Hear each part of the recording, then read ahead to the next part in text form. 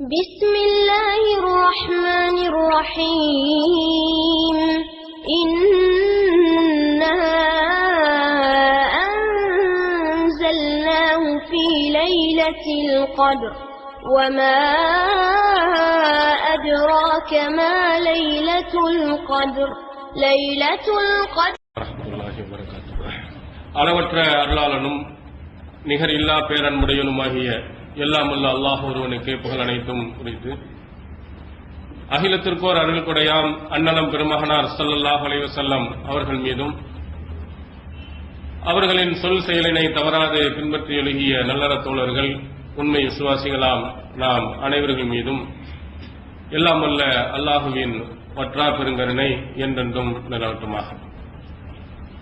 எல்லாம் உள்ள அல்லாஹுவின் நல்லடியார்களே, எல்லாம் உள்ள அல்லாஹுவின் பேரருளால் மறுமை நாளையில் இறைவனுடைய மாபெரும் பரிசை பெறுவதற்கு இவ்வுலகத்தில் எந்த பண்புகளை நாம் வளர்த்துக் கொண்டால் வெற்றி நமக்கு கிடைக்கும் என்பதையும், எந்த பண்புகள் நாம் செய்தால் நரகம் கிடைக்கும் என்பதை அறிந்து அதை தவிர்ந்து கொள்வதற்கும் இந்த உரையில் இருந்து திருக்குர்ஆன் வசனங்களின் மூலமாக, நபிமொழிகளின் மூலமாக நாம் தெரிந்து வருகிறோம். அதில் ஒரு மனிதன் இந்த உலகத்தில் நல்லவனாக, சிறந்தவனாக, மக்களிடத்தில் மதிப்புள்ளவனாக போற்றப்படுவதற்கு அவனை ஒரு உரைகளுடன் நாம் உரைசி பார்த்தால் அவன் நல்லவனா கெட்டவனா என்பதை நாம் தெரிந்து கொள்ள முடியும்.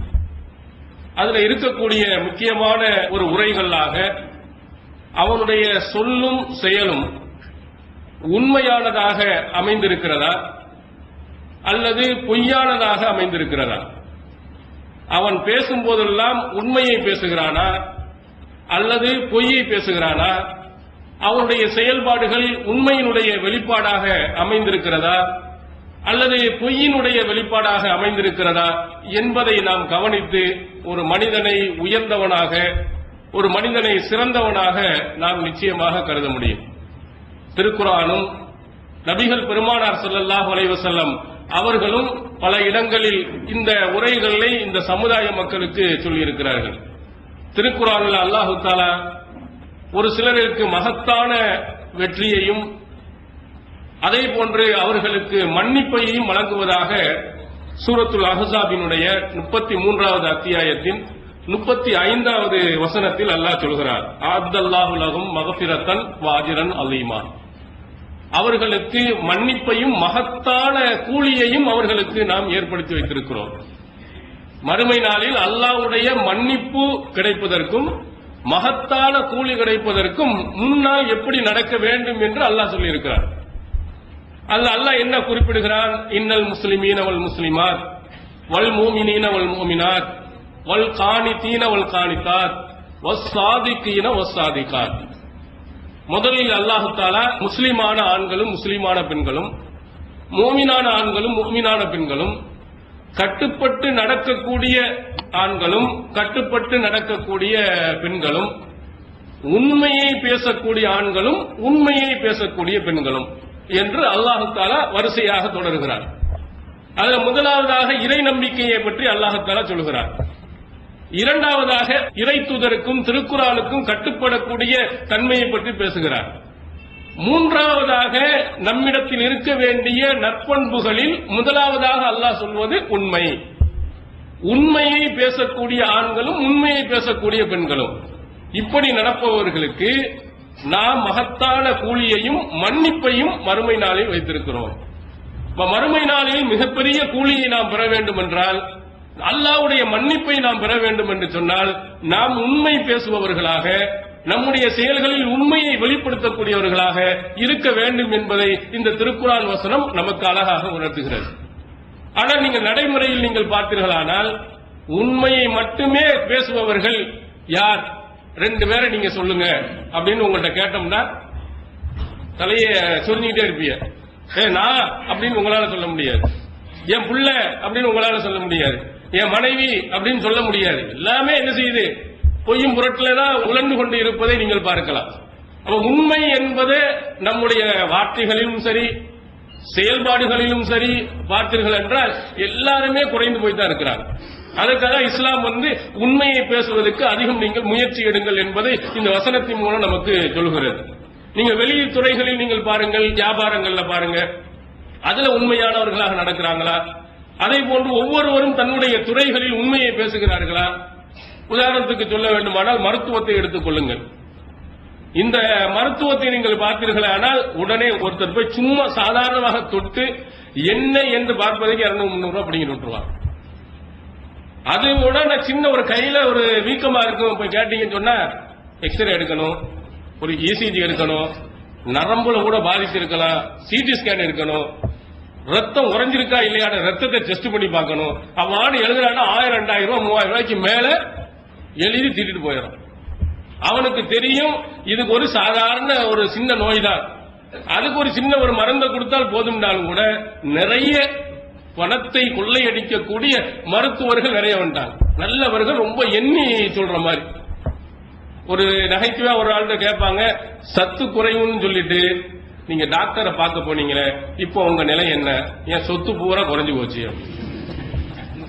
போன அப்படிதான் அவன் பணத்தை பூரா வீட்டை வித்து வட்டிக்கு வாங்கி இதை வாங்கி நீங்க மருத்துவத்தில் உள்ள போய் 2 ரூபாய் 10 ரூபாய் செலவழிச்சேன் 5 ரூபாய் செலவழிச்சேன்னு சொல்ல முடியுதா? அப்ப மருத்துவத்துறையில் இருக்கக்கூடிய அந்த மருத்துவர்கள் உண்மையாக நடந்து கொள்றது இல்லை. அவனுக்கு ஒரே நோக்கம் எந்த அளவுக்கு புடுங்க முடியுமோ அந்த அளவுக்கு. அது கவர்மெண்ட் கார்டுல நீங்க போனீங்கன்னா மதிக்கிறதே கிடையாது.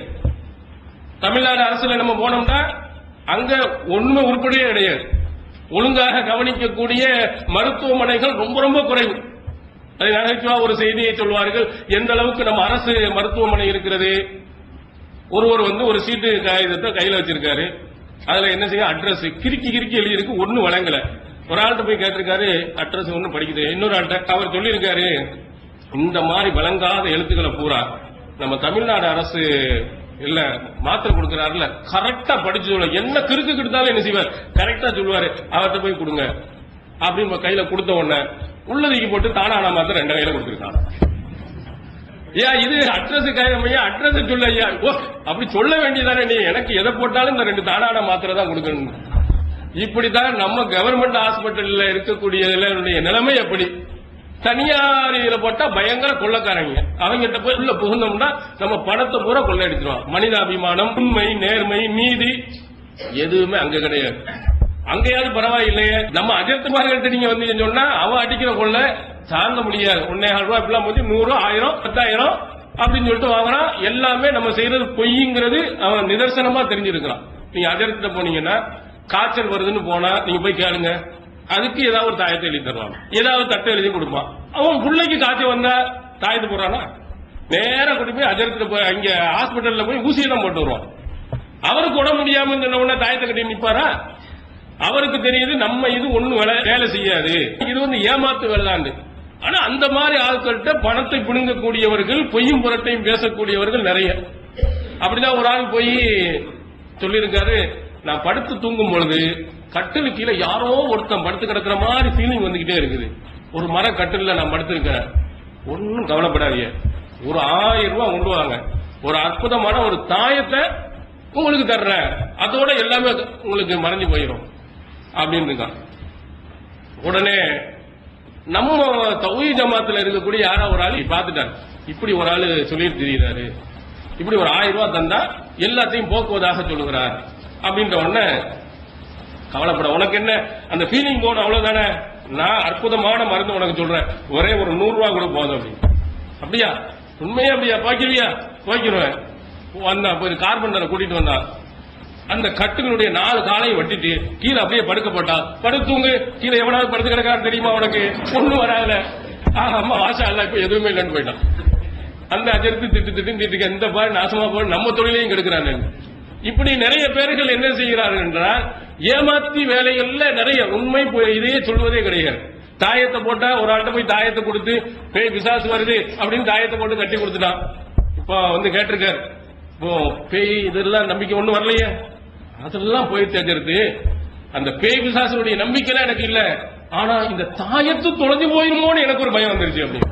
பயத்தை போக்க ஆரம்பிச்சா இது ஒண்ணு. இப்படி நிறைய பொய்யும் புரட்டுகளில் இந்த மாதிரி மார்க்கம் தொடர்புலையும் சரி, அதே போன்று தொழில்துறைகளில் இருக்கக்கூடியவர்களும் சரி, நிறைய உண்மை பேசுவதில் உண்மையாக நடப்பதில்லை. அது அல்லாஹ் தஆலா என்ன சொல்றான், நீ மூமினானவனாக இருந்தால் மறுமையில் அல்லாஹ்வுடைய அந்த மன்னிப்பை பெறுபவனாக, அதே மாதிரி அல்லாஹ்வுடைய மாபெரும் கூலியை பெறுபவனாக இருந்தால் உண்மை பேசுபவர்களாக ஆண்களாக இருந்தாலும் சரி, பெண்களாக இருந்தாலும் நீங்கள் இருந்து கொள்ளுங்கள். அதே மாதிரி நபிகள் பெருமானார் ஸல்லல்லாஹு அலைஹி வஸல்லம் இந்த திருக்குர்ஆனுடைய வசனத்துக்கு ஏற்ப ஆரம்ப காலகட்டத்திலே சஹீஹ் புகாரியில் 7வது ஹதீஸாக நீங்கள் பார்க்கலாம். ஆரம்ப காலகட்டத்தில் அவர்கள் போதித்த மிக முக்கியமான போதனைகள் சொல்லப்பட்டிருக்கிறது. ஹெர்குலிஸ் மன்னர் அபு சுஃபியானை வைத்து கேட்ட கேள்வியில் மாதா யமுருக்கும், அவர் உங்களுக்கு என்னதை ஏவுகிறார், அவருடைய அறிவுரைகள் என்ன? யமுருனா பிஸ் ஸலாத்தி வஸ் ஸகாத்தி வஸ் ஸித்கி வல் அஃபாஃபி வஸ் ஸிலா, அவர் எங்களுக்கு தொழுவுமாறு ஏவுகிறார், ஜக்காத் கொடுக்குமாறு ஏவுகிறார், உண்மையை பேசுமாறு எங்களுக்கு ஏவுகிறார், அதே போன்று கற்பொழுக்கத்துடன் நடக்குமாறு ஏவுகிறார், சொந்த பந்தங்களை அரவணைத்து நடக்குமாறு ஏவுகிறார் என்று அந்த ஹெர்குலிஸ் மன்னரிடத்திலே அபு சுஃபியான் ரலியல்லாஹு அன்ஹு அவர்கள் அந்த நேரத்தில் சொல்வார்கள். அப்ப ரசூலுல்லாஹி ஸல்லல்லாஹு அலைஹி வஸல்லம் அவர்கள் ஆரம்ப காலகட்டத்தில் நல்லொழுக்கங்களை போதிக்கின்ற நேரத்தில் அந்த நற்பண்புகளில் முதலிடமாக முக்கியமானதாக திகழக்கூடிய இந்த உண்மையை பற்றியும் அந்த மக்களிடத்தில் சொல்லி உண்மை பேசுபவர்களாக நீங்கள் என்ன செய்ய வேண்டும், இருக்க வேண்டும் என்று சொல்லியிருக்கிறார். அதே மாதிரி ஒருவர் இஸ்லாத்தை தழுவுகிறார், ஒருத்தர் இஸ்லாத்துக்கு வருகிறார் அப்படின்னு சொன்னாலும் கூட எந்த இடத்தில் நீ இருந்தாலும் சத்தியத்தை சொல்லணும், உண்மையை நீ பேசணும், உண்மைப்படி நீ நடக்க வேண்டும். இதற்காக அவன் அப்படி நடப்பான் இப்படி நடப்பான் என்பதற்காக நீ பயந்து விடாதே, அந்த கொள்கை பிடிப்புடன் இஸ்லாத்துக்கு வா. இதை நபிகள் பெருமானார் ஸல்லல்லாஹு அலைஹி வஸல்லம் அவர்கள் சொன்னதாக சஹீஹ் முஸ்லிமில் 3754வது செய்தியாக பதிவு செய்யப்பட்டிருக்கிறது. எப்படி அவர்கள் சொல்கிறார், அலா அன் நகூல பில் ஹக்கி ஐனமா குன்னா வலா நஹாபு ஃபில்லாஹி லவ்மத்தல் லாயிமின், நாங்கள் எந்த இடத்தில் இருந்தாலும் சத்தியத்தை உண்மையை நாங்கள் எடுத்துச் சொல்ல வேண்டும் என்றும், அல்லாஹ்வுடைய விஷயத்தில் எவருடைய பழிப்புக்கும் நாங்கள் பயப்படக்கூடாது என்றும் அல்லாஹ்வின் தூதர் அவர்களிடத்திலே நாங்கள் ஒப்பந்தம் செய்தோம், நபிகள் பெருமானார் அவர்களிடத்திலே நாங்கள் உறுதிமொழி எடுத்தோம் என்று நபித்தோழர்கள் குறிப்பிடுகிறார்கள். ரசூலுல்லாஹி ஸல்லல்லாஹு அலைஹி வஸல்லம் அவர்கள் இஸ்லாத்துக்கு உள்ளே வருவதற்கே என்ன சொல்கிறார்கள் என்று சொன்னால், உண்மையை நீ எடுத்துச் சொல்லுவனா இருக்கணும். அதுல மற்றவர்கள் ஒரு மாதிரி நினைப்பான், ஒரு மாதிரி நம்மளை ஏசுவான், நம்மள ஒரு மாதிரி எதையாவது நினைப்பான், அப்படிலாம் நீ நினைக்க வேண்டிய அவசியம் இல்லை. அல்லாஹ் ஒருவனை மட்டும் நம்பிக்கை கொள்ளு. அந்த இறைவனுடைய நம்பிக்கையின் அடிப்படையில உன்னுடைய உண்மை பேசக்கூடியவனாக நீ ஒவ்வொரு செயல்களையும் நீ அமைத்துக்கொள். அல்லாஹ்வுடைய விஷயத்துல மக்களிடத்தில் எடுத்துச் சொல்லக்கூடிய கருத்துகளில் எதிர்ப்புகள் அதிகமாக வந்தாலும் உண்மையை நீ என்ன செஞ்சிடாதே, மறந்து விடாது. ரசூலுல்லாஹி ஸல்லல்லாஹு அலைஹி வஸல்லம் இன்னொரு ஒரு செய்தி அபூ தர் கிஃபாரி ரலியல்லாஹு அன்ஹு அவர்களுக்கு சொன்னதாக அஹ்மத் என்ற நூல்ல பதிவு செய்யப்பட்டிருக்கிறது. 20540வது செய்தியாக பதிவு செய்யப்பட்டிருக்கிறது. அல்லாஹ்வின் தூதர் அவர்கள் எனக்கு அன்பிற்குரியவர்கள், அவர்கள் எனக்கு ஒரு உபதேசத்தை செய்திருக்கிறார்கள். அது அன்னகூல பில் ஹக்கி வ இன் கான முர்ரா, சத்தியம் உண்மை கசப்பாக இருந்தாலும் அந்த உண்மையையே சொல்ல வேண்டும் என்று அல்லாஹ்வின் தூதர் அவர்கள் எனக்கு வலியுறுத்தி இருக்கிறார்கள். சில நேரத்தில் அந்த விஷயத்தை நாம் மக்களிடத்தில் போதிப்போம் என்று சொன்னால் ஒரு கசக்கிற மாதிரி இருக்கும், அல்ல மக்களுடைய எதிர்ப்பு வர்ற மாதிரி இருக்கும். இதுக்காக வேண்டி என்ன செய்யக்கூடாது, உண்மையை சொல்லாமல் இருக்கக்கூடாது. நீங்கள் ஆரம்ப காலகட்டத்திலே தௌஹீதை மக்கள் மன்றத்தில் எடுத்துச் சொல்கின்ற நேரத்தில் தொழுகை முறையை அல்லாஹ்வின் தூதர் அவர்கள் சொன்ன மாதிரி தொழுவதுன்னு சொன்னோம். அந்த தொழுகை முறையில அல்லாஹ்வின் தூதர் அவர்கள் இருப்பில் கைகளை விரலை அசைத்திருக்கிறார்கள் அப்படின்னு சொன்னோம். சொன்ன உடனே மிகப்பெரிய கொந்தளிப்புகள் ஏற்பட்டது, மிக கடுமையான எதிர்ப்புகள் வந்தது. அப்போ எல்லாருமே அமைதியா உட்கார்ந்துட்டு இருக்கும் போது நம்ம மட்டும் விரலை இப்படியே அசைத்திட்டு இருந்தா மற்றவெல்லாம் ஒரு மாதிரி பார்ப்பானே, ஒரு மாதிரி நம்மளை கேட்பானே என்றெல்லாம் ஒரு சிலர்கள் என்ன செய்தார்கள், வருத்தப்படுவார்கள். அப்படி செய்யாமலேயே சில இடங்களில் விரலை அசைத்துக் கொள்வது, சில இடங்களில் விரலை அசைக்காமல் இருப்பது, இப்படியும் என்ன செய்வார்கள் சிலர்கள் இருப்பார்கள்.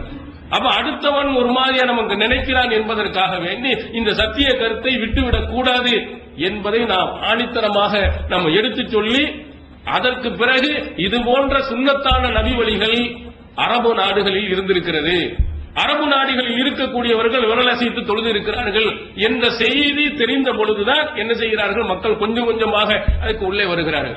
நம்ம ஆரம்ப காலத்துல யாருடைய மனதை அது புண்படுத்தினாலும் சரி, யாருடைய மனதுக்கு வேதனைப்படுத்தினாலும் சரி, அல்லாஹ்வுடைய கொள்கையை சொல்வதில் நம்ம என்ன செய்யக்கூடாது, எந்த இதிலையும் தயக்கம் காட்டக்கூடாது. நபிகள் பெருமானார் ஸல்லல்லாஹு அலைஹி வஸல்லம் அவருடைய காலத்தில் வாழ்ந்த பல சம்பவங்கள் அல்லாஹ் இதை உணர்த்தி இருக்கிறார். ரசூலுல்லாஹி ஸல்லல்லாஹு அலைஹி வஸல்லம் காலத்திற்கு முந்தி வாழ்ந்த நபி இப்ராஹிம் அலைஹிஸ்ஸலாம் இவர்களை பற்றி திருக்குர்ஆன்ல என்ன சொல்றாருன்னா, ஒரு அடைமொழியோடு சொல்றார், வதுகுரு ஃபில் கிதாபி இப்ராஹிம் இன்னஹு கான சித்தீகன் நபியா. சூரத்துல் மரியமுடைய 41வது வசனத்தில் இருந்து அவர்களை பற்றி அல்லாஹ் பேசுகிறார். இப்ராஹிமை இந்த வேதத்தில் நீங்கள் நினைவு கூறுங்கள், அவர் உண்மையான நபியாக திகழ்ந்திருக்கிறார். சித்தீகன் நபியா. எப்படி உண்மையாளராக இருந்திருக்கிறார்? சிலர்கள் எண்ணி பார்த்தீர்களே ஆனால் வெளியில எல்லாம் ரொம்ப கடுமையா அதை இதுன்னு பேசுவார். ஆனா வீட்டில் நீங்கள் பார்த்தீர்களே ஆனால் உலகத்தில் உள்ள எல்லா மார்க்கத்துக்கும் முரணானதும் செஞ்சிட்டு இருப்பார். வீட்டில் எல்லாருமே குர்ஆன் ஹதீஸுக்கு முரணாக இருப்பார். அங்க வந்து அதை பத்தி எதையுமே அவர் பேச மாட்டார். வெளியில பயான் ரொம்ப அதிகமா பேசுவார். மக்களிடத்துல போய் பிரச்சாரம் பண்ணுவார். வீட்டுல ஒண்ணும் சொல்ல மாட்டார். சொன்னா பிரச்சனை ஆகுமே, சண்டை வருமே அப்படின்னு. இப்ராஹிம் நபியை பார்த்து அவங்க வயசுல சின்னாலு, அவருடைய தந்தை வயதுல மூத்தாலு, அவருக்கு பிறந்தவர் தான். அவர் சொன்னதை அடுத்த யா அபத்தி, என்னுடைய அன்பிற்குரிய தந்தையே, லிம தஅபுது மாலா யஸ்மஉ வலா யுப்சிரு வலா யுக்னி அன்க ஷையா. என்னுடைய அன்பிற்குரிய தந்தையே, எதுவும் கேட்காத, எதுவும் பார்க்காத, எந்த இதையும் செய்ய முடியாத ஒன்றையே நீங்கள் வணங்குகிறீர்கள்.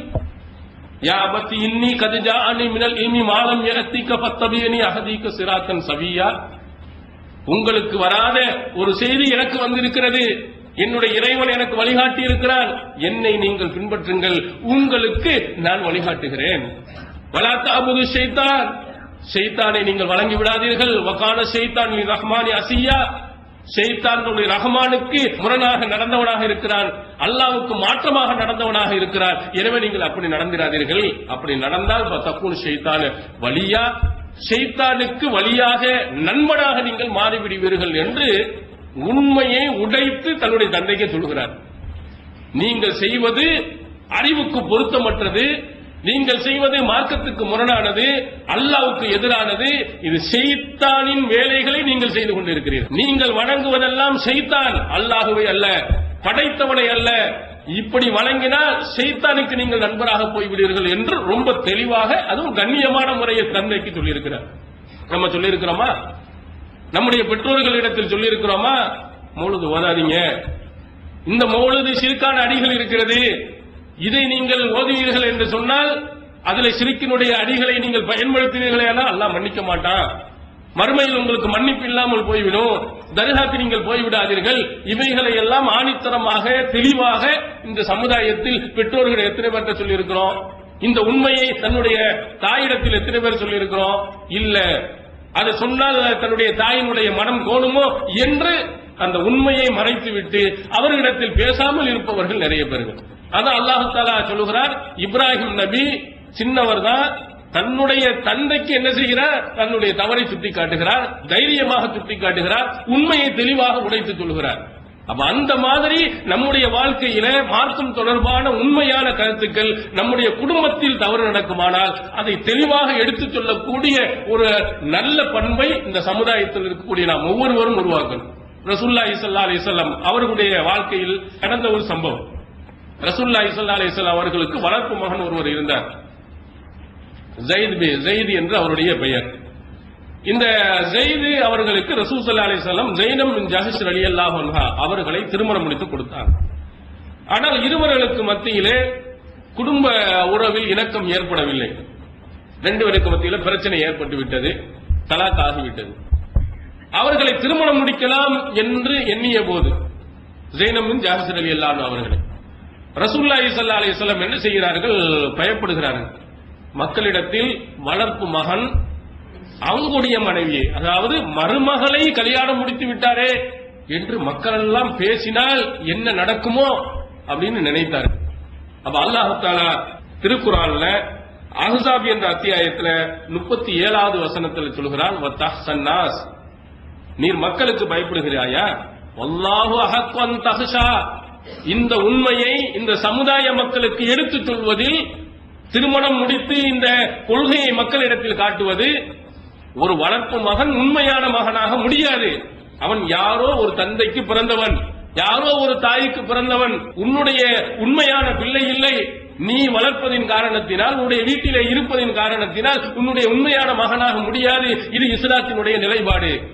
இதை மக்களுக்கு எடுத்துச் சொல்வதற்கு திருமணம் முடித்து இது வளர்ப்பு மகன் உண்மையான மகன் இல்லை என்பதை இந்த சமுதாய மக்களுக்கு இந்த உண்மையை உடைத்து நீ சொல்ல வேண்டும்.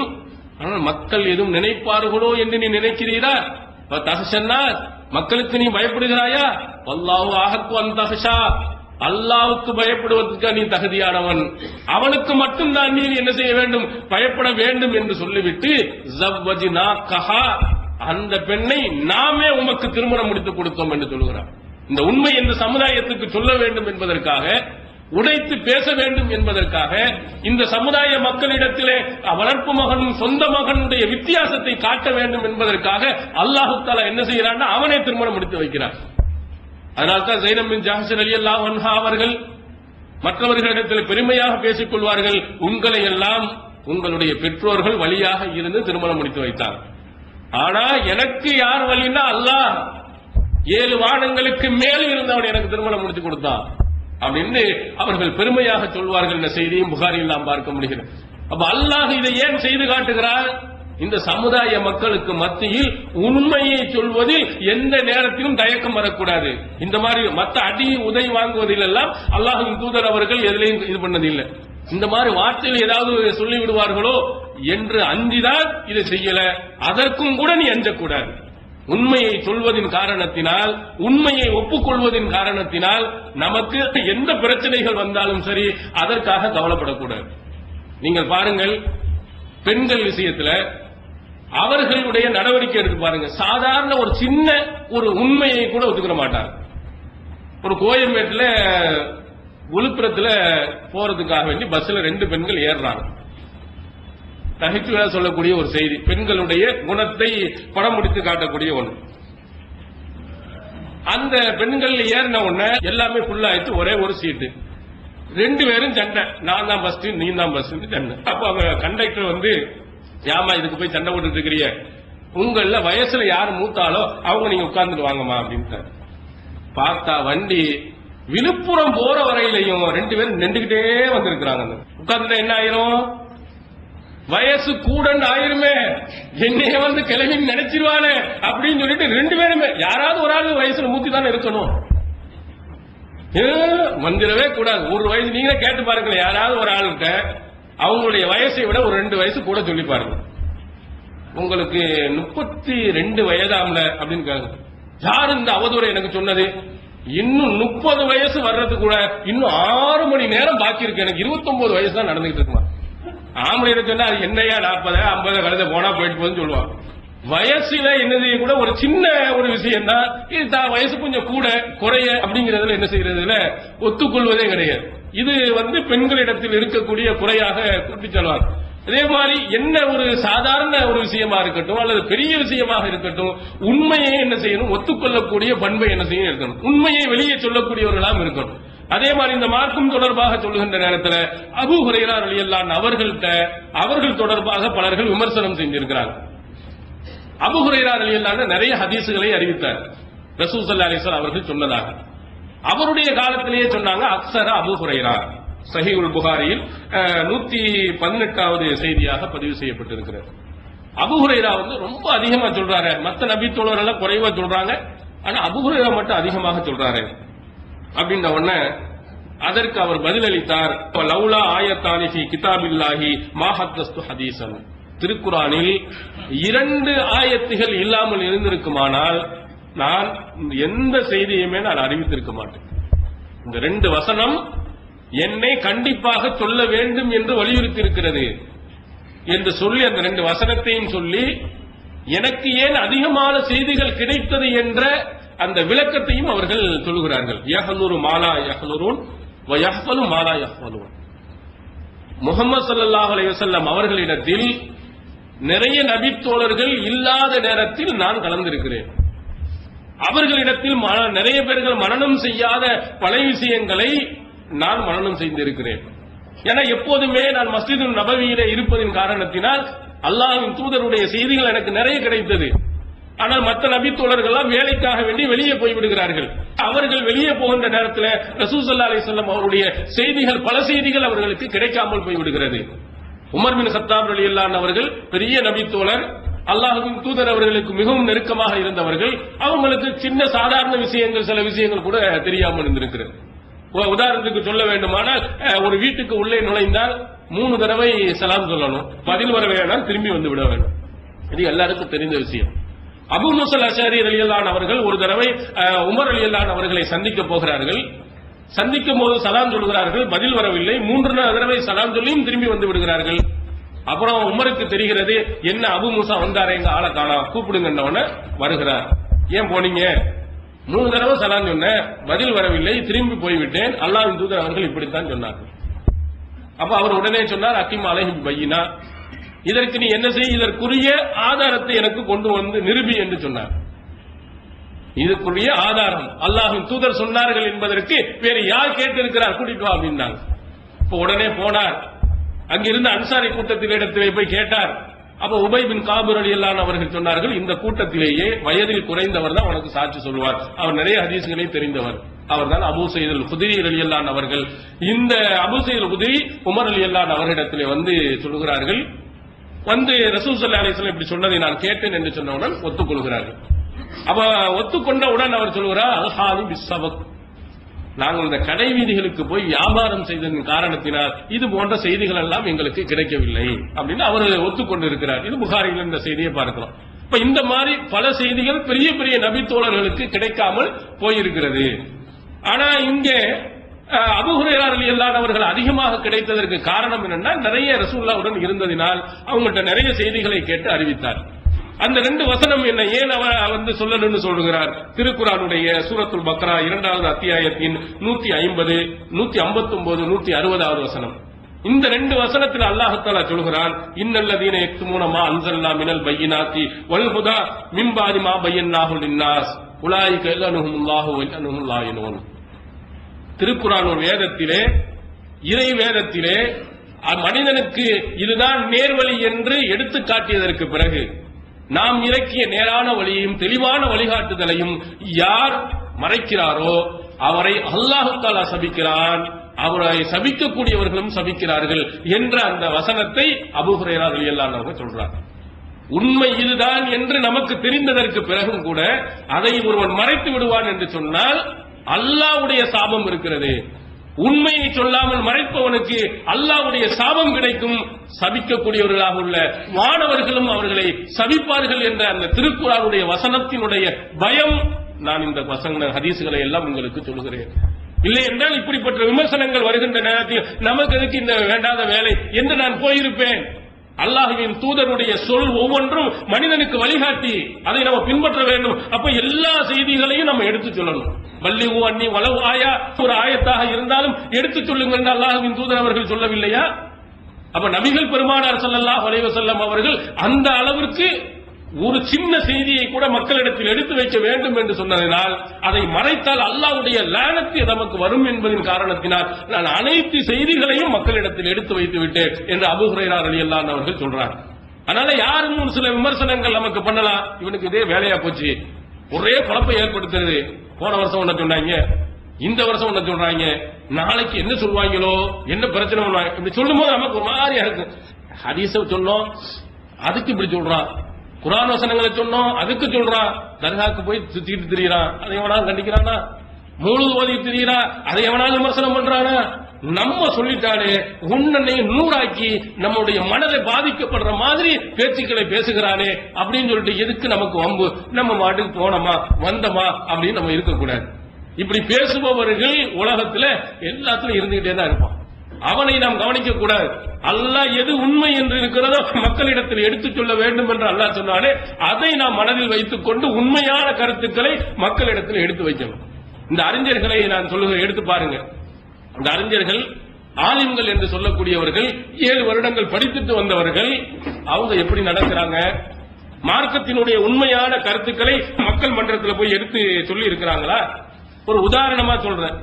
ஒரு ஆலிம் 7 வருடங்கள் படித்து இது தெரிய வேண்டியது இல்லை, ஒரு சாதாரண ஒரு விஷயம். இந்த மௌலிது ஓதுறாரு, இந்த மௌலிது ரசூல் ஸல்லல்லாஹு அலைஹி வஸல்லம் காலத்தில் இருந்துச்சா? இதை 300 வருடங்களுக்கு முன்னால் இந்த தமிழகத்தில் உள்ளவர்கள், கேரளாவில் இருக்கக்கூடியவர்கள் எழுதியதானே, இது அவங்களுக்கு தெரியாதா? இந்த மௌலிதை ஒரு சுன்னத்தி என்று சொல்லி அதை கண்டிப்பாக ஓத வேண்டும் என்று மக்களிடத்தில் போதிக்கிறார்களே, இது ஒரு பொய்யான செய்தி இல்லையா? இது மக்களிடத்தில் உண்மையை தெளிவுபடுத்த வேண்டிய அவசியம் இல்லையா அவங்களுக்கு? அதே மாதிரி 1ஆம் பாத்தியா, 7ஆம் பாத்தியா, 40ஆம் பாத்தியா என்று சொல்லுகிறார்களே, இதற்கு ஒரு பலகீனமான ஹதீஸ் இருக்கா? ஒரு இட்டுக்கட்டப்பட்ட ஹதீஸ் இருக்கா? ரசூல் ஸல்லல்லாஹு அலைஹி வஸல்லம் யாருமே இறந்து போகவில்லையா? எத்தனை தோழர்கள் இறந்தாங்க, அவங்க மனைவிமார்கள் இறந்தாங்க, உறவினர்கள் இறந்தாங்க, மகள் இறந்தார்கள். யாருக்காவது 1, 7, 40 ஓதினார்களா? ஒரு பலகீனமான இட்டுக்கட்டப்பட்ட ஹதீஸ் கூட அதுல கிடையாது. ஆனாலும் இது சுன்னத்து நபியினுடைய வழிமுறை என்று இந்த சமுதாய மக்களுக்கெல்லாம் பொய்யான செய்திகளை சொல்கிறார்களே, இதை மக்களுக்கு வெளிப்படுத்தணுமா இல்லையா? இது பொய்யான செய்தி என்று சொல்ல வேண்டுமா இல்லையா? இந்த உண்மையை மக்களிடத்திலே சொல்வதற்கு ஏன் தயக்கம் காட்டுகிறார்கள்? அபூ ஹுரைரா போயிட்டோம்னா சுன்னத்து ஜமாத்தை நீக்கி வச்சிருவான், நம்மள வஹாபின்னு சொல்லிடுவான், அல்லது வருமானம் நமக்கு போயிடும்.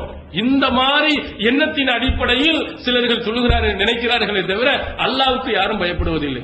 அப்ப அல்லாஹ்வின் தூதர் அவர்களுடைய தோழராக இருந்த அபூ ஹுரைரா எப்படி நினைத்தாரோ, நம்ம இவங்ககிட்ட உண்மையை சொல்லலண்டா அல்லாஹ்வுடைய சாபம் நமக்கு ஏற்படும் என்று உண்மையை சொல்லணும்.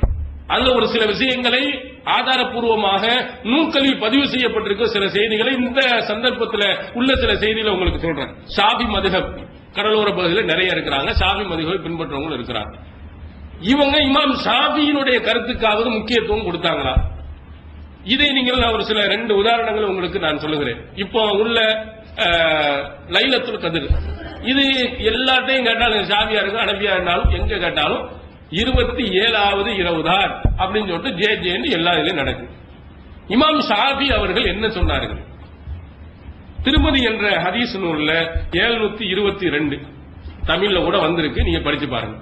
அதுல ஒரு செய்தியை இமாம் திருமதி அவர்கள் பதிவு செய்கிறார்கள். ரூவி அன் நபி ஸல்லல்லாஹு அலைஹி வஸல்லம் ஃபீ லைலத்துல் கத்ரி அன்னஹா லைலத்து 21 லைலத்துல் கத்ர் தொடர்பாக 21வது இரவு என்றும் நபி ஸல்லல்லாஹு அலைஹி வஸல்லம் அவர்களிடத்திலிருந்து அறிவிக்கப்பட்டிருக்கிறது. அதே போன்று லைலத்து 23 23 என்றும் 25 என்றும் 27 என்றும் 29 என்றும் அறிவிக்கப்பட்டுள்ளது. தனியா 5 மொத்தமா இல்லாம லைலத்துல் கத்ர் இரவு 21 இப்படியும் ஹதீஸ் வருகிறது. லைலத்துல் கத்ர் 23 அப்படின்னு மட்டும் வருகிறது. 25 என்றும் 27 என்றும் 29 என்றும் 5 இரவுகளையும் என்ன செய்கிறதுன்னா சொல்லப்படுகிறது.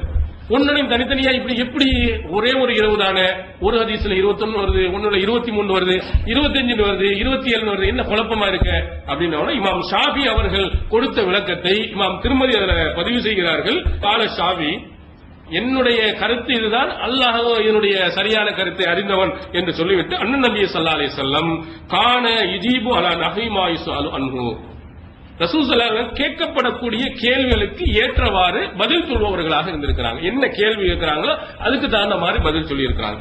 அதுல யுகாலு லஹு ரசூல் ஸல்லல்லாஹு அலைஹி வஸல்லம் அவரிடத்தில் கேட்கப்பட்டிருக்கும் நல்தமி சுஹாஃபி லைலத்தின் கதா, அல்லாஹ்வின் தூதர் அவர்களே இந்த இரவில் நாங்கள் லைலத்துல் கத்ர் இரவை தேடலாமா, அதாவது 21ல தேடலாமா? அப்ப ரசூலுல்லாஹி ஸல்லல்லாஹு அலைஹி வஸல்லம் யுல்தமிசு ஹாஃபி லைலத்தின் கதா, அந்த இரவுல நீங்கள் தேடிக்கொள்ளுங்கன்னு சொல்லியிருப்பாங்க. ஒருவர் கேட்கிற லைலத்துல் 21ல அந்த லைலத்துல் கத்ரை தேடலாமா, தேடிக்கிறங்க. ஒருவர் 25ல கேட்கிறார் 25வது இரவில் தேடலாமான்னா 25ல தேடிக்கொள்ளுங்கள். அப்ப கேட்கக்கூடியவர் 5 ஒற்றைப்படை இரவுல ஏதோ ஒன்று இருக்கிறது, அது ஏதோ ஒரு ஒற்றைப்படை இரவை கேட்கிறார், அதுலயும் லைலத்துல் கத்ர் இருப்பதின் காரணத்தினால் தேடிக்கிறங்கன்னு சொன்னாங்க. அப்ப இதை கேட்ட நபி தோழர்கள் என்ன செய்கிறார்கள்? ரசூல் ஸல்லல்லாஹு அலைஹி வஸல்லம் 23 சொன்னாங்க, 21 சொன்னாங்க அப்படின்னு அவர் அழகான ஒரு பதிலை என்ன செஞ்சிருக்கிறார், அதை பதிவு செய்துவிட்டு அடுத்து இந்த மாதிரி வரக்கூடிய செய்திகளிலேயே வலிமையான செய்தி நான் நினைப்பது என்ன, கால ஷாஃபி அக்பர் ரிவாயத் இந்தி ஃபீஹா லைலத்து 21வது இரவு என்று வரக்கூடிய செய்திகள் தான் மிகவும் வலிமை வாய்ந்தவை. ஷாஃபி சொல்ற திருமதியில பதிவு செய்யப்பட்டிருக்கு. நீங்க சொல்லலாம் கதையும் கற்பனைகள்ல சொல்றீங்க. ஷாஃபி மாமிடத்தில் நேரடியாக கேட்ட இமாம் திருமதி அவர்கள் பதிவு செய்திருக்கிறார்கள் லைலத்துல் கத்ர் வரக்கூடிய ரிவாயத்தில் 21 தான் சரி, அதான் வலிமையான அறிவிப்பு அப்படின்ட்டார். அப்ப என்ன செய்யணும்? ஷாஃபி மதுஹப்ல இருக்கக்கூடிய அதை நீ பின்பற்றுவதாக இருந்தாலும் 21 தான் லைலத்துல் கத்ர் சொல்லி இருக்கணுமா இல்லையா? சொன்னார்களா? இந்த உண்மையை மக்களிடத்தில் பேசி இருக்கிறார்களா? இமாம் ஷாஃபி சொன்ன இந்த கருத்தை மக்களிடத்தில் தெளிவுபடுத்தி இருக்கிறார்களா? தெளிவுபடுத்துறதே கிடையாது. எல்லாமே என்ன செய்யற, மூட நம்பிக்கைகளை போதிப்பதில் தான் முக்கியத்துவம் காட்டினார்களே தவிர இந்த உண்மையை காட்டல. அதே மாதிரி இன்னொரு ஒரு செய்தி உம்மு என்ற கிதாபுல 1வது பாகம் 224வது செய்தியாக பதிவு செய்யப்படும். இது நடைமுறையில் இமாம் ஷாஃபியினுடைய விருப்பத்திற்கு எதிராக ஷாஃபி மதுஹப்ல நடக்கக்கூடிய ஒன்று. ஷாஃபி மதுஹபுடைய கிதாபுகள் இருக்கும், ஃபத்வல் முயின் என்று இருக்கும், யானத்து தாலிபீன் என்று இருக்கும், மஹல்லி என்று இருக்கும். இதெல்லாம் இமாம் ஷாஃபி எழுதின நூலே கிடையாது. பின்னாடி உள்ளவர்கள் எழுதி கொண்டு ஷாஃபி மதுஹப்னு சொன்னது. இமாம் ஷாஃபியே எழுதின நூல் இருக்கிறது, அல் உம்மு என்ற ஒரு நூல் இருக்கிறது. இந்த நூலில் அவருடைய கருத்தை அழகாக பதிவு செய்திருக்கிறார். அதுல ஜும்மாவுக்கு 2 பாங்கு, இது தொடர்பாக என்னுடைய கருத்து என்ன என்பதை அழகாக சொல்கிறார். அதுல பாருங்க, துஹ்ரி வழியாக சாயிப் இப்னு யஸீத் ரலியல்லாஹு அவர்கள் ஒரு செய்தியை சொல்கிறார்கள். அன்னல் அதான கான அவ்வலுஹு லில் ஜும்ஆத்தி ஹீன யஜ்லிஸுல் இமாம் அலல் மிம்பரி அலா அஹதி ரசூலுல்லாஹி ஸல்லல்லாஹு அலைஹி வஸல்லம் அபூ பக்கர் உமர். இமாம் மெம்பரில் அமர்கின்ற நேரத்தில் சொல்லப்படக்கூடிய முதலாவது பாங்கு அல்லாஹ்வின் தூதருடைய காலத்துல, அபூபக்கருடைய காலத்துல, உமர் ரலியல்லாஹுடைய காலத்தில் இருந்தது. ஒரே ஒரு பாங்கு தான் இருந்தது. அங்க உஸ்மான் ரலியல்லாஹு அவர்கள் ஆட்சிக்கு வந்தவுடன் கஸ்ரன் நாஸ், மக்கள் அதிகமானவுடன் அமர உஸ்மான் பி அதானின் சானின், உஸ்மான் என்ன செய்தார், 2வது பாங்கை அதிகப்படுத்தினார். இந்த நடைமுறை தொடர்ந்து நீடித்துக் கொண்டே வந்தது அப்படின்னு சாயிப் இப்னு யஸீத் ரலியல்லாஹு அவர்கள் சொல்லுகிறார்கள். இந்த செய்தி அறிவிக்கப்பட்டிருக்கு இமாம் ஷாஃபி சொல்லிட்டு இன்னொரு கருத்தை சொல்லுகிறார். அத்தா என்ற அறிவிப்பாளர் சொல்லுகிறார், அத்தா இன்கிரு, இந்த உஸ்மான் புதிதாக 2வது பாங்கை உருவாக்கினார் என்பது தப்பு. முஆவியா ரலியல்லாஹு அவர்கள் தான் 2வது பாங்கை என்ன செஞ்சார், உருவாக்கி இருக்கிறார் அப்படின்னு சொல்லிவிட்டு அவர் சொல்கிறார், இதுல எது சரியானது என்பது அல்லாஹ் அலம். யாரு, முஆவியா 2வது பாங்கை கொண்டு வந்தாரா அல்லது உஸ்மான் ரலியல்லாஹு அவர்கள் 2வது பாங்கை கொண்டு வந்தார்களா என்பது அல்லாஹ் அறிந்தவர் அப்படின்னு சொல்லிட்டு இறுதியாக என்னுடைய கருத்து என்ன, இதை அவர் பதிவு வைக்கிறார். ஐயுஹுமா கான, இந்த 2ல் எது இருந்தாலும், உஸ்மான் கொண்டு வந்திருந்தாலும் சரி அல்லது முஆவியா ரலியல்லாஹு அவர்கள் கொண்டு வந்திருந்தாலும், ஃபல் அம்ருல்லதி அலா அஹதி ரசூலுல்லாஹி ஸல்லல்லாஹு அலைஹி வஸல்லம் அஹப்பு இலைய, அல்லாஹ்வின் தூதர் அவர்களுடைய காலத்தில் எது நடைமுறையில் இருந்ததோ அதுதான் எனக்கு விருப்பத்திற்குரியது. இது ஷாஃபி இமாம் நேரடியாக அவருடைய நூலில் சொன்ன ஒரு உண்மையான கருத்து. எந்த ஷாஃபி மதுஹப்ல உள்ளவங்க பின்பற்றுறாங்க? யார் இந்த உண்மையை மதுஹபை படித்தவர்கள், யார் இதை சொல்லி இருக்கிறார்கள்? கொஞ்சம் நீங்க சிந்தித்து பாருங்க. உண்மையை சொல்வதில், மார்க்க விஷயங்கள்ல நிறைய பொய்யும் புரட்டுகளை என்ன செய்திருக்கிறார், சொல்லுகிறார்கள்.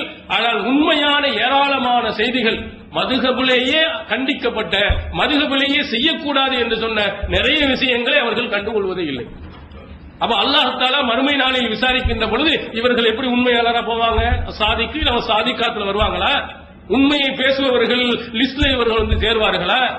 அல்லாஹ் மறுமையில் யாருக்கு நன்மையை கொடுப்பான், அது பின்னாடி உள்ள வசனத்தில் உங்களுக்கு விளக்கம் கொடுப்போம். யாருக்கு அல்லாஹ் தஆலா கூலியை கொடுப்பான், யார் சொர்க்கத்துக்கு போவான் என்ற பல வசனங்கள் இவர்களுக்கு எதிராக அமைந்திருப்பதையும் நீங்கள் என்ன செய்ய வேண்டும், பார்க்க வேண்டும்.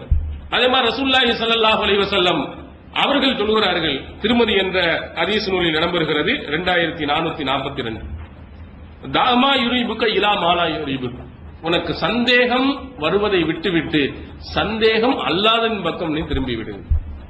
வயின்ன சிதுக்க துமானீனத்துன் வயின்னல் கதிப கைபத்துன், உண்மை மனநிறைவை தரக்கூடியது, பொய் சந்தேகத்தை ஏற்படுத்தக்கூடியது.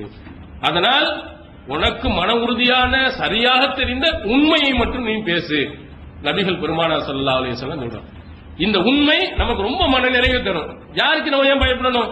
நான் கரெக்டா தான் பேசுறேன், நான் பொய் பேசலையே, நான் நடந்ததைத்தானே சொல்கிறேன், முடிந்த விஷயத்தை தான் நான் பேசுகிறேன், என் மீது எவனாவது கை நீட்டி பொய் சொன்னேன் என்று சொல்ல முடியுமா?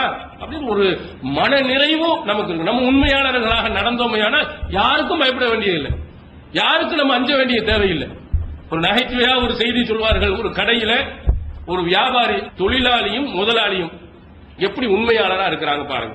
ஒரு தொழிலாளி 20 வருஷமா இருந்திருக்கிறான். அவன் முதலாளியை பார்த்து ரொம்ப கோபமா சொன்னா, நான் இத்தனை வருடமா உங்க இதுல கடையில வேலை பார்க்கிறேன், ஆனா என்னை நீங்க நம்புறதே கிடையாது.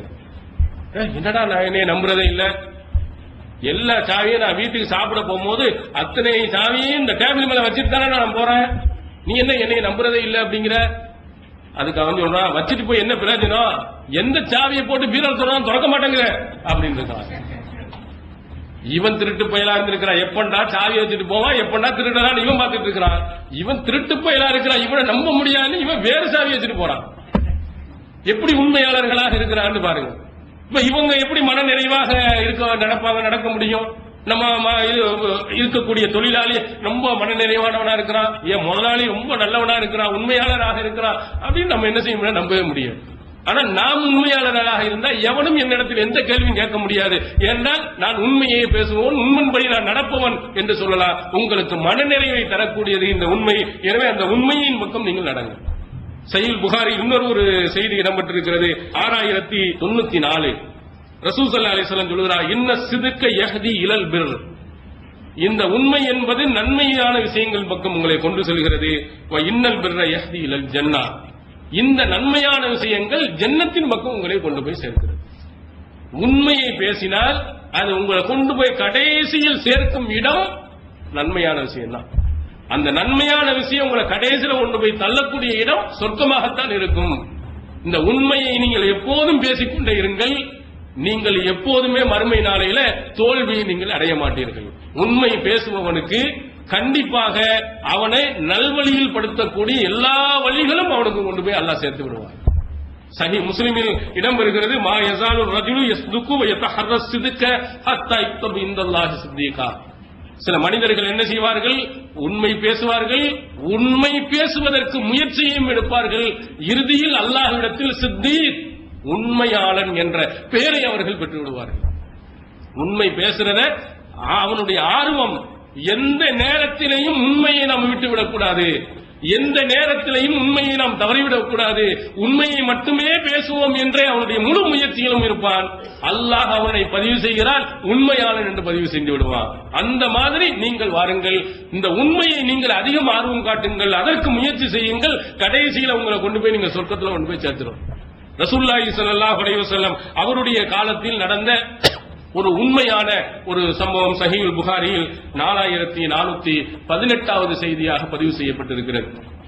இந்த செய்தியில் ஒரு உண்மையாளர் எப்படி நடக்கணும், அப்படி உண்மையாக நடக்கின்ற பொழுது என்னென்ன இடையூறுகள் எல்லாம் நமக்கு வரும், அந்த இடையூறுகளை எல்லாம் எப்படி வென்றெடுக்க வேண்டும் என்பதை அல்லாஹ் தஆலா காட்டியிருக்கிறார். காபின் மாலிக் ரலியல்லாஹு அன்ஹு அவர்கள் தொடர்பான விரிவான ஒரு செய்தி புகாரில் பதிவு செய்யப்பட்டிருக்கிறது. ஹிஜ்ரி 9ஆம் ஆண்டிலே நடந்த ஒரு போர்க்களம் தபூக். இது ரொம்ப முக்கியமான ஒரு போர்க்களம். இந்த போர்க்களத்தில் அல்லாஹ்வின் தூதர் அவர்கள் ரொம்ப முக்கியத்துவம் கொடுத்து தன்னுடைய தோழர்கள் அழைத்தார்கள். ஏன் அப்படி அழைத்தார்கள்? அந்த செய்தியில் பதிவு செய்யப்பட்டிருக்கிறது. அது மிக தூரமான பயணமாக இருந்தது, எதிரிகள் அதிகமானவர்களாக இருந்தாங்க, பாலைவனத்தில் அதிகமாக போக வேண்டிய நிலைமை ஏற்பட்டனால வெளிப்படையாகவே அல்லாஹ்வின் தூதர் அவர்கள் எல்லாத்தையும் சொன்னாங்க. ஏன்னா மற்ற நேரத்தில் இந்த போர்க்களத்தை பத்தி வெளிப்படையா சொல்ல மாட்டாங்க, ஏன்னா அந்த செய்தி அவங்களுக்கு போயிருங்கிறனால சூசகமாக என்ன செஞ்சுக்கிறாங்க, சொல்லிக்கொள்ள இருக்கவும் இல்லாமலும் இருக்கலாங்கிற மாதிரி சொல்லிவிட்டு கடைசியில ரசூல் ஸல்லல்லாஹு அலைஹி வஸல்லம் போருக்கு நெருக்கமான நேரத்தை தெரிவிப்பாங்க. ஆனால் இந்த போர்க்களத்தில் வெளிப்படையா சொன்னாங்க. காரணம் ரொம்ப தூரங்கிறனால, நாட்கள் போயிட்டு வர திரும்புவதற்கு அதிகமாக ஆகுங்கிற காரணத்தினால அல்லாஹ்வின் தூதர் எல்லாரும் கரெக்டான ஏற்பாடுகள்ல வரணுங்கிறனால எல்லார்ட்டையும் சொன்னார்கள். அதனால்தான் அந்த போர்க்களத்துக்கு இன்னொரு பெயர் சொல்வார்கள், கஸ்வத்துல் உஸ்ரா, கஷ்டமான போர் என்று சொல்வார். போர்க்களமே மகிழ்ச்சியான டூர் கிடையாது, ஆனால் இது மற்ற போர்க்களத்தை விட என்ன கடுமையான நெருக்கடி நிறைந்த போர்க்களம். திருக்குறான் இத்தபஹு ஃபி ஸாஅத்தின் உஸ்ரா, கஷ்டமான காலகட்டத்தில் இந்த தூதரை பின்பற்றியவர்கள் அப்படின்னு திருக்குறான் பெரும் மகிழ்ச்சியுடன் அல்லாஹு தஆலா அந்த தோழர்களை சொல்கிறார். அப்ப அந்த நேரத்தில் எல்லாரும் வர வேண்டும் என்றனால எல்லாருமே தயார் செஞ்சுட்டே இருக்கிறாங்க. காபின் மாலிக் ரலியல்லாஹு அன்ஹு அவர்கள் சொல்கிறார்கள், எனக்கு அல்லாஹ் அந்த நேரத்தில் நல்ல வலிமையான வசதியை கொடுத்தார். 2 ஒட்டகம் என்கிட்ட இருந்துச்சு, இதுக்கு முன்னாடி இருந்தது இல்ல. எல்லா வசதி வாய்ப்பும் எனக்கு இருந்த உடனேயே நானும் போகலாம் தான் ஆசைப்பட்டிருந்தேன். எல்லாரும் என்ன செஞ்சாங்க, தயாராகிட்டு இருந்தாங்க. நான் சரி நாளைக்கு செய்வோம், நம்மள்ட்ட தான் இருக்கேன், நாளை கழிச்சு அப்படின்னு. அதுக்கடுத்து கடைசியில் பார்த்தால் அவர்கள் புறப்பட்டும் போயிட்டாங்க. புறப்பட்டு போன உடனேயே நான் சொன்னேன், நாளைக்கு எப்படியும் போய் அங்க அவங்களோட சேர்ந்துடலாம், நாளை கழிச்சு போய் அங்க போய் நம்ம சேர்ந்துடலாம் அப்படின்னு. கடைசியில் நான் போகாமலேயே இருந்து விட்டேன். இது நிறைய ஒரு படிப்பனை நமக்கு இருக்கிறது. இந்த நாளைக்குன்னு நல்ல விஷயங்களை தள்ளி போட்டோம்னா செய்ய முடியாம போயிடும். அது அந்த தர்மங்கள் பற்றி இங்க எல்லாருக்குமே ரொம்ப ஊக்கமாக பயான் பண்ணுகின்ற பொழுது மனசு வந்தா உடனே கொடுத்துடணும். இல்லன்னு வச்சுக்கிறீங்க, கீழே 4 படி கீழே இறங்குனீங்கன்னா 4000 சைத்தான் உள்ள சுத்தி வந்துட்டு அந்த செலவுக்கு இந்த செலவுக்கு அதோட உங்களை காலி பண்ணிடுவோம். நீங்க அப்படி நிறைய பார்த்திருப்பீங்க. உங்களுக்கு கொடுக்கணும்னு மனசு வரும், ஒரு போய் கொடுப்போமே அப்படின்னா அதோட மறந்துடுவீங்க, செய்ய மாட்டீங்க. இது காபின் மாலிக் விஷயத்துல தெளிவா நடந்துச்சு. போய் நம்மகிட்ட தான் எல்லாம் இருக்குதே, போயிடலாமே ஆசைப்பட்டு கொண்டு கடைசியில் அவர் போகாமலே இருந்துட்டார். ரசூல் ஸல்லல்லாஹு அலைஹி வஸல்லம் அவர்களும் என்ன செய்தார்கள், தபூக் போர்க்களம் போய்விட்டு திரும்பி வந்துட்டார். வந்த உடனேயே ஒவ்வொருத்தரும் வராதவர்கள் எல்லாம் அப்ப இடையிலேயே பார்க்கிறார். அவருக்கு ரொம்ப மனக்கவலை ஏற்படுத்துகிறது. வெளியில சுத்திக்கிட்டு இருந்த ஆட்களை எல்லாம் பார்த்தா அல்லாஹ்வின் தூதர் அவர்கள் அனுமதித்த வயது முதிர்ந்தவர்களும் பெண்களும் யாரை ரசூல் ஸல்லல்லாஹு அலைஹி வஸல்லம் நயவஞ்சகருங்க மாதிரி சொன்னாங்களோ அந்த மாதிரி குரூப்பா சுத்திட்டு இருந்த உடனே அவருக்கு தூக்கி வாரி போச்சு. ஆஹா, கடைசியில நம்ம வலிமையாக இருந்தும் இந்த முனாஃபிக்குகள் மாதிரி நம்ம இருக்க வேண்டிய சூழ்நிலை உருவாயிருச்சு என்று அவருக்கு மனதில் மிகப்பெரிய ஒரு பாதிப்பை ஏற்படுத்தியது. உடனே ரசூல் ஸல்லல்லாஹு அலைஹி வஸல்லம் வருகிறார்கள். முனாஃபிக்குகள் வந்து தங்களுடைய கஷ்டங்களை சொல்றான். நாங்க எங்களுக்கு இந்த உடம்பு முடியாம இருந்துச்சு, எனக்கு அந்த வேலை இருந்துச்சு, இதனால வர முடியல. ரசூல் ஸல்லல்லாஹு அலைஹி வஸல்லம் வெளிப்படையாக கேட்டு அல்லாஹ் இடத்துல பாவ மன்னிப்பு தேடினார்கள். அவர் ரசூல் ஸல்லல்லாஹு அலைஹி வஸல்லம் பாவ மன்னித்தன இவர் காபின் மாலிக் ரசூல் ஸல்லல்லாஹு அலைஹி வஸல்லம் வர்றாரு. அதுக்கு முன்னாடி அவங்க குடும்பத்தினர் இடத்துல விசாரிக்கின்ற பொழுது சொல்லிடாத, உண்மையை சொல்லிட, எல்லாரும் எத்தனையோ பேர் போய் சொல்றான், அதே மாதிரி லைட்டா அப்படி சொல்லிட்டு போ. ரசூல் ஸல்லல்லாஹு அலைஹி வஸல்லம் துஆ செய்வாங்களா இல்லையா, அந்த துஆ என்ன செஞ்சிரும், உன்னுடைய பாவத்தை எல்லாம் மன்னிச்சிரும். என்ன செஞ்சிடாதே, நான் வராம இருந்தது தவறுதான், நான் வேணும்னா வரலன்னு மட்டும் சொல்லிடாதே என்று அவங்க பனு சலீமா என்று சொல்லக்கூடிய அவங்களுடைய கூட்டத்தினர்கள் சொந்தக்காரர்கள் எல்லாம் அவர்கிட்ட சொல்லுகிறார்கள். இருந்தாலும் அவருக்கு மனது வரல. இல்ல பொய் சொல்லக்கூடாது, நாம் இப்பொழுது பொய் சொன்னாலும் அல்லாஹ் என்ன செய்து விடுவான், அதை அறிந்து விடுவான், காட்டி கொடுத்து விடுவான். அப்புறம் நமக்கு வேதனை அதை விட பெருசாக இருக்கும். உண்மையை சொல்லி விடுவோம். ரசூல் ஸல்லல்லாஹு அலைஹி வஸல்லம் அவங்கள்ட்ட வந்து சிரிக்கிறார்கள். ரசூலுல்லாஹும் சிரிக்கிறார்கள். அந்த சிரிப்பு கொஞ்சம் கோபத்தோட அப்படின்னு நம்ம ஒரு மாதிரி சிரிப்போமா இல்லையா, ரசூலுல்லாஹ் அந்த இவர சிரிப்பும் அவங்களுடைய பதில் சிரிப்பு ஒரு விதமா இருந்துச்சு. பயந்து உட்கார்ந்தார். என்ன விவரம், இந்த மாதிரி எனக்கு அல்லாஹ் எல்லா விதமான வலிமையும் தந்திருந்தான், இருந்தாலும் நான் வேண்டும் என்றே வராமல் இருந்து விட்டேன். நான் உலகவாதிகளுடைய முன்னிலையில் நான் இருந்திருந்தால் அழகாக நான் வாதித்து நான் வெற்றி அடைந்து போயிருப்பேன். ஊத்தி துகு ஜதலா, அல்லாஹ் வாத திறமையை எனக்கு நிறைய கொடுத்திருக்கிறான். நீங்க என்ன கேள்வி கேட்டாலும் அதுக்கு தகுந்த மாதிரி நான் என்ன செய்து விடுவேன், பதிலை சொல்லி நான் தப்பித்து விட முடியும். உலகவாதிகளாக இருந்திருந்தால் நான் இங்கே பொய் சொல்லிவிட்டால் நீங்கள் என்னை புரிந்து கொள்வீர்கள். ஆனால் அல்லாஹ் தஆலா மறுமை நாளையில் என்னை புரிந்து கொள்ள மாட்டான், கோபப்படுவான். அதனால் நான் உண்மையை சொல்கிறேன். அதனால் நீங்கள் என் மீது வருத்தப்படுவீர்கள். ஆனால் அர்ஜு அப்போ அல்லாஹ்வுடைய அந்த மன்னிப்பை நான் எதிர்பார்த்து உங்களிடத்திலே அந்த கோரிக்கையை வைக்கிறேன். நான் செய்தது தவறுதான். ரசூல் ஸல்லல்லாஹு அலைஹி வஸல்லம் இவர் உண்மையைத்தான் சொல்லியிருக்கிறார். அல்லாஹ் தஆலா இவர் விஷயமாக தீர்ப்பு வழங்குகின்ற வரையிலேயும் என்ன செய்யட்டும், இருக்கட்டும் என்று சொன்னார். அதற்கடுத்து ரசூல் ஸல்லல்லாஹு அலைஹி வஸல்லம் நஹா ரசூலுல்லாஹி ஸல்லல்லாஹு அலைஹி வஸல்லம் முஸ்லிமீன அன் கலாமினா, அடுத்து சட்டத்தை ரசூல் ஸல்லல்லாஹு போடுகிறார்கள். முஸ்லிம்கள் இவர்களோட யாரிடத்திலும் என்ன செய்ய, அந்த வராத ஆள்கிட்ட பேசாதீர்கள். நீங்க சலாம் சொன்னா கூட பதில் கிடையாது. எல்லாருக்கும் ரசூல் ஸல்லல்லாஹு அலைஹி வஸல்லம் தடை செய்து விடுகிறார்கள். காப் இப்னு மாலிக் ரலியல்லாஹு அன்ஹுவுக்கு மிகப்பெரிய வருத்தம், யாருமே சலாம் சொன்னா கூட பதில் சொல்றது. அவருக்கு அப்படியே பார்க்கிறாரு, நம்ம மாதிரி வேற யாராவது உண்மையை சொல்லி நம்ம நிலையில் இருக்கிறார்களா அப்படின்னு பார்த்தா 2 பேர் வர்றாங்க. ஹிலால் பின் உமையா, முராரத் பின் ரபீ ரலியல்லாஹு அன்ஹு. இந்த 2 பேரும் இவங்கள மாதிரியே எல்லா வசதி வாய்ப்பும் இருந்தும் போகாமல் இருந்தவர்கள். அல்லாஹ்வின் தூதரிடத்தில் உண்மையை சொல்லி இவருடைய பட்டியலில் சேர்ந்தவங்க. அப்ப அவருக்கு அப்போ ஒரு சின்ன ஒரு மகிழ்ச்சி. இந்த 2 பேருமே பத்ர் போர்க்களத்தில் கலந்து கொண்டவர்கள். 2 நல்லவர்கள் நம்ம இருக்கிறாங்க. நம்மளோட சேர்ந்த அளவுக்கு ஒரு ஆள் இருக்கிறாங்க. நம்ம மட்டும் இருந்தா இன்னும் பெரும் வேதனையா இருக்குமே. 2 பேர் கிடையாது. ஏன்னா இவர் இருந்தா பத்ர் போர்க்களம், தபூக், இந்த 2ஐ தவிர எல்லா போர்க்களத்திலேயும் அல்லாஹ்வின் தூதருடன் பங்கெடுத்தவர் காப் பின் மாலிக் ரலியல்லாஹு அன்ஹு. இதுல மட்டும்தான் அவரால் முடியாத ஒரு சூழ்நிலை, அல்லாஹ்வுடைய விதியின் காரணத்துல போயிட்டார். அப்போ இவங்க 2 பேரும் இருந்தவுடன் அவர் சந்தோஷப்பட்டு இவங்க 2 பேருமே என்ன செஞ்சாங்களா, வீட்டிலே இருந்து காதாஃபி புயூத்திக்குமா எபுக்கியான், வீட்டில இருந்துட்டு ஒரே அழுகையிலேயே அவர்கள் கழிச்சிட்டாங்க. ஹிலால் பின் உமையா, முராரத் பின் ரபீ. ஆனா நான் இளைஞனாக இருந்த காரணத்தினால், நல்ல திடகாத்திரமாக இருந்த காரணத்தினால் நான் கடை வீதிக்கு போவது, பள்ளியாசலுக்கு போவது, இப்படி நான் பல இடங்கள்ல நான் என்ன செய்தேன், போய்கொண்டு இருந்தேன். கடை வீதியில போய் சலாம் சொல்லுவேன், பதில் யாரும் சொல்ல மாட்டாங்க. பள்ளியாசலில் போவேன், அல்லாஹ்வின் தூதர் அவர்கள் இருப்பாங்க, அவங்கள்ட்ட போய் சலாம் சொல்லுவேன், பதில் வராது. நான் ஓரக்கண்ணிலே பார்ப்பேன், அல்லாஹ்வின் தூதருடைய உதடாவது அசைகிறதா, சத்தம் இல்லாமல் சொல்றாங்களான்னு பார்ப்பேன். தொழுவேன், ரசூல் ஸல்லல்லாஹு அலைஹி வஸல்லம் பக்கத்துல போய் நின்று நான் தொழுவேன்.